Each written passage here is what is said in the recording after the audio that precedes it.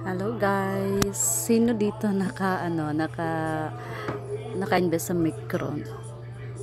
Isa rin ba kayo sa naka-invest tapos isang beses lang naka-withdraw tapos mga ilang araw na naka-apat araw na ako hindi pa na succeed yung withdraw ko 4 days na. Diyos ko Lord, sana naman ma-withdraw ko yung mabawi ko yung in-invest ko na 800 is 100 lang yung nabalik sa akin. Kayo guys, ano ba sa inyo?